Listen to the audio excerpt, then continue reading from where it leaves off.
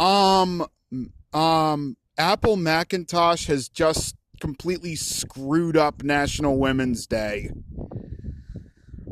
Good job. You don't get to talk about how you're flawless if you like Mac, new Mac especially. That's cute. That's so cute. Well, first off, you're not flawless. Second off, you've made a pretty good error if you love new Mac with all of your heart and soul. Now, old Mac was a bit of a force, but new Mac is just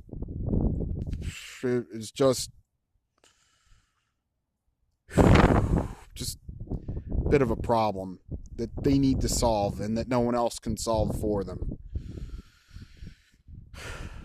Good job, Macintosh. Good job.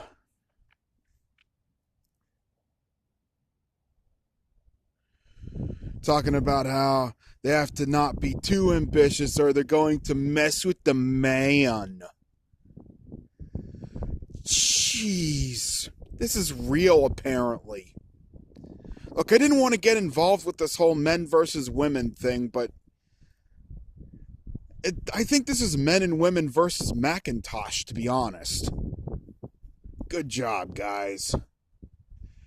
Good job. Later.